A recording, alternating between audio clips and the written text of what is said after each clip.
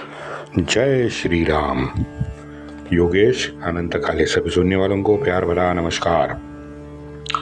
मित्रों, 1758 के बाद ये डरे हुए अंग्रेज जो थे उन्होंने मराठों के साथ फिर नरमाई बरतने का सोच लिया और डर के कारण अब उन्हें अचानक याद आया कि भाई हम तो व्यापारी हैं, हम तो सबके साथ व्यापार ही करेंगे।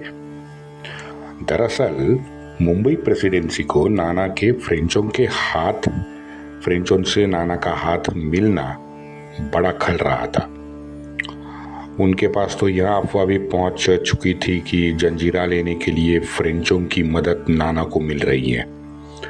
अगर फ्रेंचों की मदद नाना को मिलती, जंजीरा हार जाते तो अगला नंबर निश्चित अंग्रेजों का था, क्योंकि पर्जन्य ऋतु में 57 के और 58 के भी पर्जन्य ऋतु में मराठा लोग अपनी नौसेना को नए सिरे से मजबूत करने में जुट गए थे।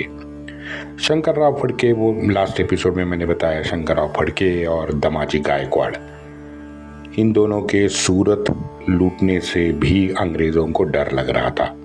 प्राइस को इस विषय में नाना से वार्तालाप में प्रदीर्घ चर्चा का सुझाव मुंबई वाले गोरे ने प्राइस को दे दिया था। अंग्रेजों का पक्ष सीधा था कि भाई सूरत भी हमें बादशाह ने सनद दे के बहाल की है। जिस तरह नाना बादशाह के हुक्म से अलग अलग प्रांत काबिज कर सकता है, प्रांतों पे हुकूमत कर सकता है, वैसे ही हम सूरत शहर और बंदर पे अधिकार रखते हैं। सूरत के नवाब ने अगर जीएसटी देने में दिरंगाई की तो पैसा वसूली में अंग्रेज नाना की मदद कर सकते हैं। लेकिन किसी कारणवश अगर सूरत स्थित हमारी फौज यानी अंग्रेजों के फौज से दो हाथ करने की नौबत मराठाओं की आई तो परिणाम बड़े गंभीर होंगे। नाना, निजाम और सिद्दी इनसे वार्ता करे, ना कि युद्ध करे, क्योंकि निजाम और सिद्दी हमारे सच्चे मित्र हैं, यह अंग्रेजों का कहना था। भाषा देखो मित्रों, बूसी 1758 तक भाग्यनगर में था।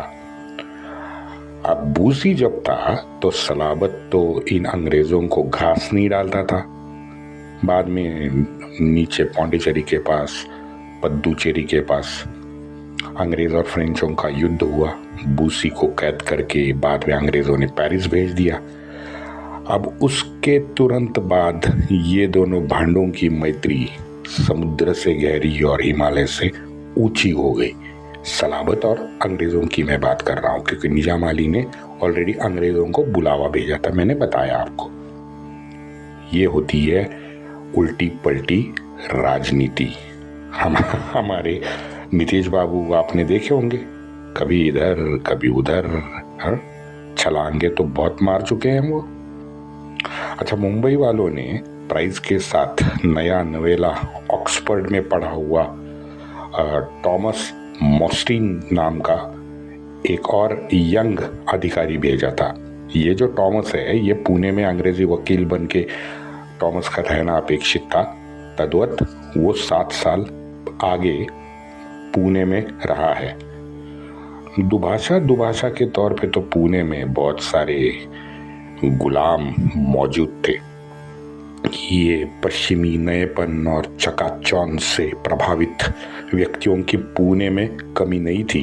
सारे अंग्रेजी पढ़े लिखे फर्राटेदार अंग्रेज थे हमारे पुणे वाले। प्राइस के सामने एक गंभीर विषय था। प्राइस के सामने था कि ब्रिटिश राज से नाराज कुछ अंग्रेजी अफसर थे, जो संख्या में तो ज्यादा नहीं थे, लेकिन वो पेशवा की उस वक्त 1758 में नौकरी कर रहे थे। बताया जाता है अलग अलग पुस्तकों की 1760 तक शायद एकत्रित इनकी संख्या की जाए तो 60 के आसपास थी।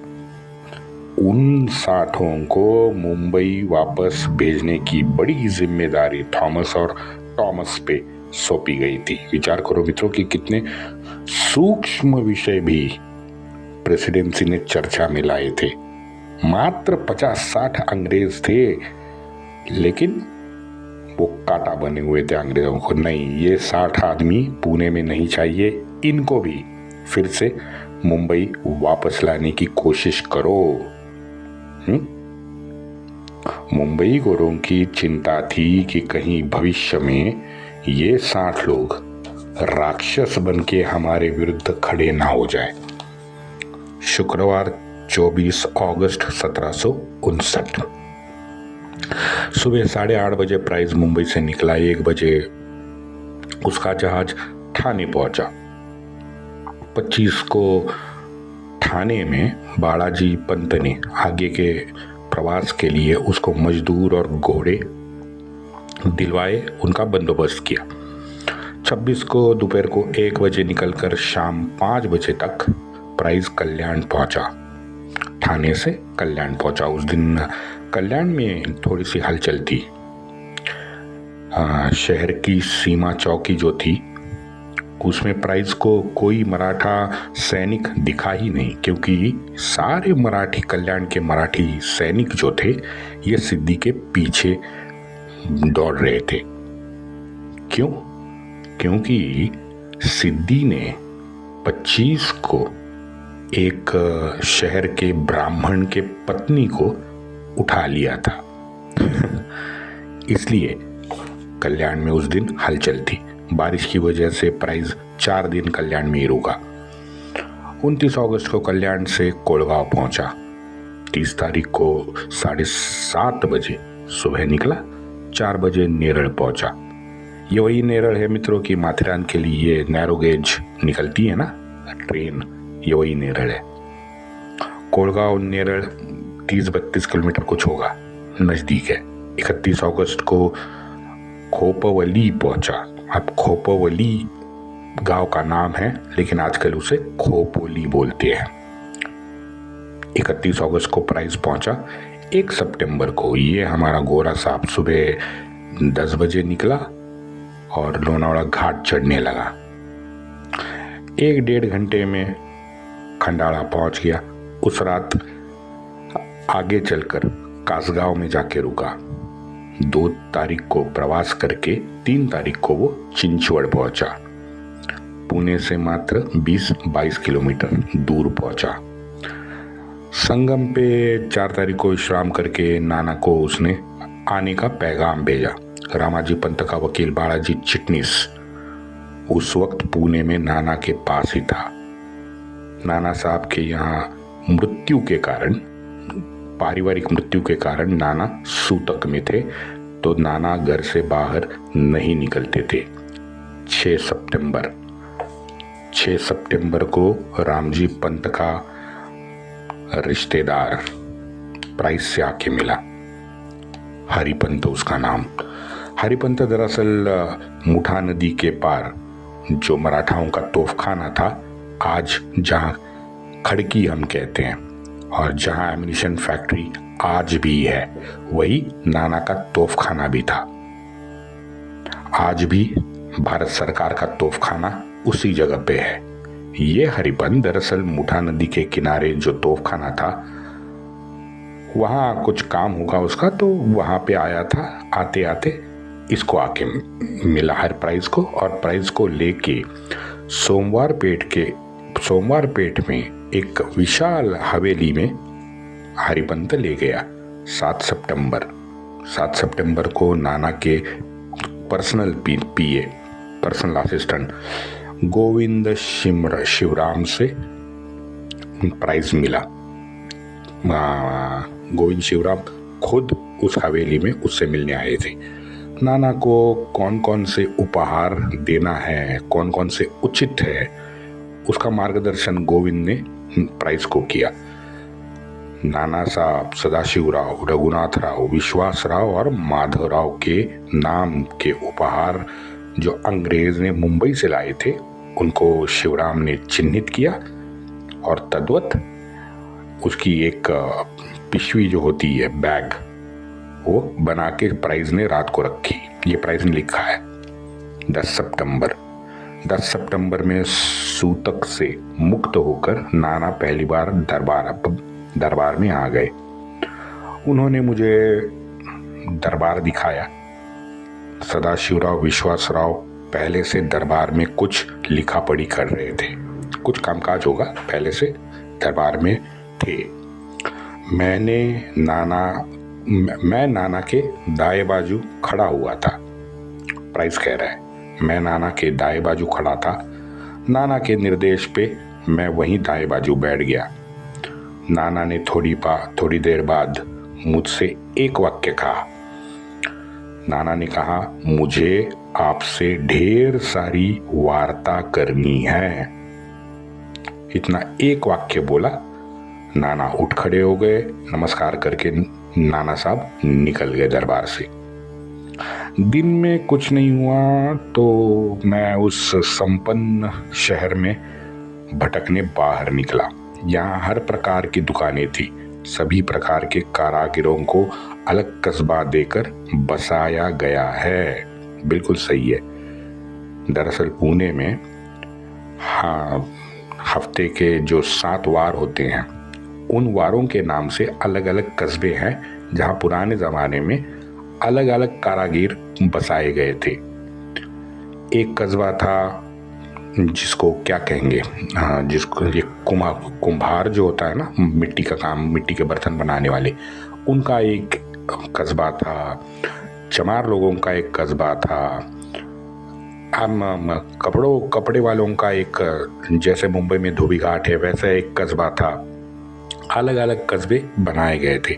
इसलिए आप देखोगे आज भी सोमवार पेट से रविवार पेट तक सभी 7 नाम के पेट कस्बे पुणे में मौजूद है। 17 सितंबर को पर्वती हिल पे नाना साहब से मेरी मुलाकात हो गई, लेकिन उनके व्यस्तता के कारण वार्तालाप हम नहीं कर सके। बाकी के कुछ अधिकारियों से बात करके मुझे अंदाज़ा आ गया कि इतनी ठंडी प्रतिक्रिया मुझे जो मिली वो हजबी को हमारे मदद करने से है। नाना साहब अभी भी क्रोधित लग रहे हैं। एक वकील ने हमने मराठा से सूरत पे कब्जा करने का कारण भी बता दिया है, क्योंकि अंग्रेज ने मराठाओं को सूरत से उस वक्त एक बार फिर भगा के अपनी सत्ता स्थापित कर दी थी। उसी रात पठान से फ्रेंच तोपों के बारे में बातचीत हुई। वो मुजफ्फर खान, आपको याद होगा, मुजफ्फर खान और इब्राहिम खान, ये दोनों पठान उस वक्त नाना की नौकरी कर रहे थे। मैंने एपिसोड में बता दिया था कि ये 61 में भी इब्राहिम खान लोधी हमारे मराठाओं के तोपखाने का प्रमुख था। ईमान इतबारे उसने नौकरी की। सीधी बात है, नौकरी करने तो वो भारत आया हुआ था, तो कभी निजाम तो कभी इसका नवाब, वो सावनूर का नवाब के पास भी नौकरी करने गया। फिर सावनूर जब हारा तो मराठाओं ने मुजफ्फर खान को फिर मांगा, सावनूर के नवाब ने दिया और मुजफ्फर खान फिर यहाँ नौकरी करने पुणे में था। तो ये हमारा प्राइज उसके साथ मिला। मुजफ्फर खान को पठान कह रहा है। उसी रात पठान से फ्रेंच तोपों के बारे में मेरी बातचीत हुई। 19 सितंबर को गोविंद शिवराम से मैं जाके मिला। गोविंद शिवराम को मैंने स्पष्ट समझा दिया कि पेशवे के निमंत्रण पे प्रेसिडेंसी ने मुझे भेजा है। वार्तालाप करके, जल्द से जल्द वार्तालाप करके मुझे मुक्त करे। तब गोविंद शिवराम ने मेरे साथ जंजीरा की बात छेड़ दी। मैंने तो स्पष्ट तौर पे बता दिया कि भाई मदद तो हम कर ही नहीं सकते, बादशाह के फरमान को छोड़ दो, उनमें कोई दम नहीं है प्राइस साहब।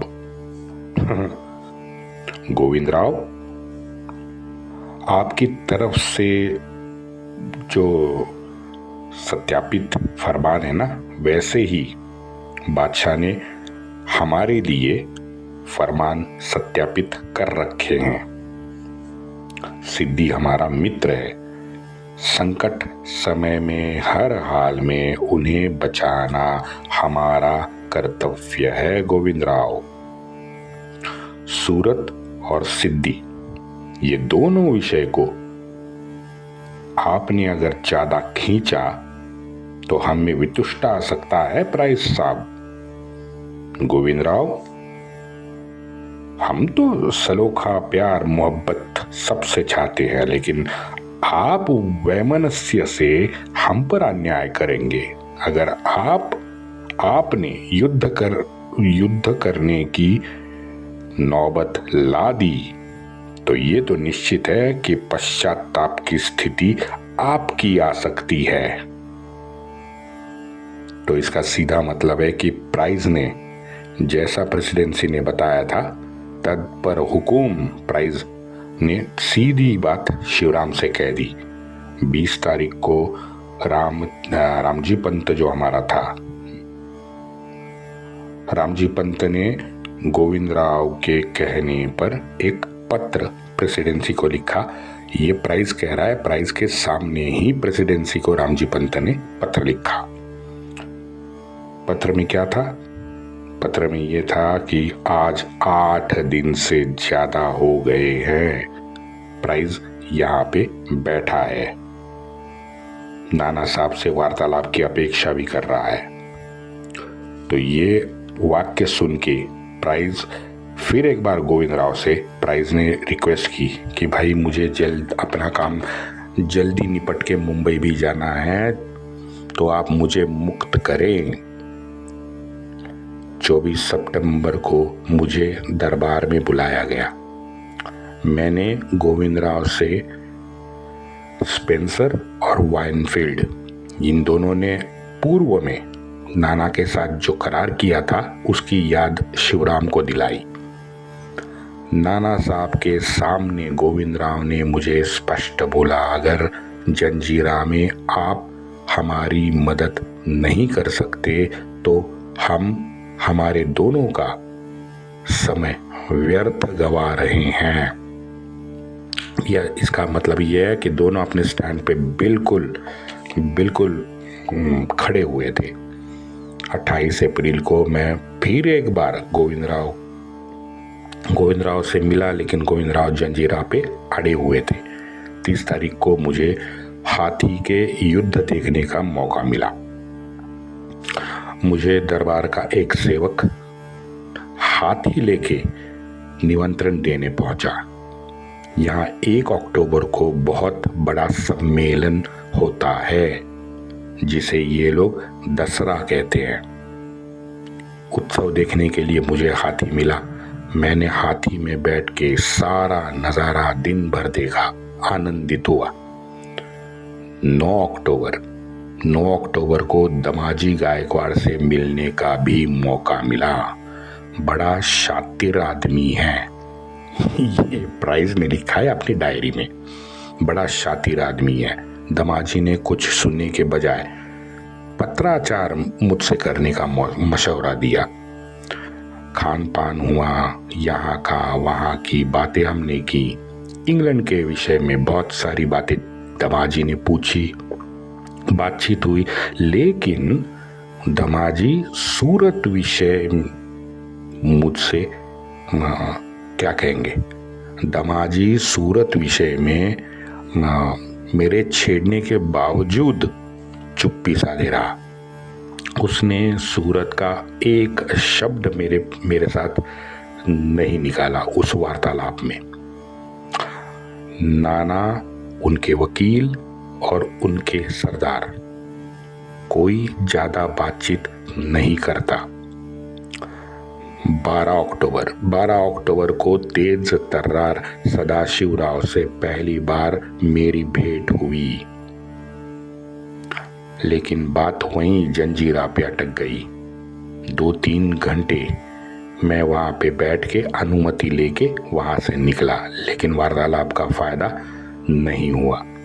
23 अक्टूबर दोपहर 12 बजे मैं शनिवारवाड़ा से निकला।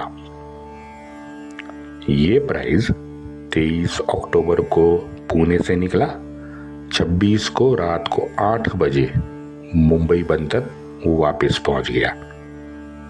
ये है ब्रिटिश ऑफिसर प्राइस का 24 अगस्त से 26 अक्टूबर का पुणे प्रवास। प्राइस की जुबान से देखा जाए तो ज़्यादा कुछ इसमें हुआ ही नहीं है, लेकिन मुझे पर्सनल आशा है कि ये उनका प्राइस का जो दिनक्रम है 25 अगस्त से 26 अक्टूबर का 2 महीने का, वो सुन के आपको आनंद जरूर आया होगा।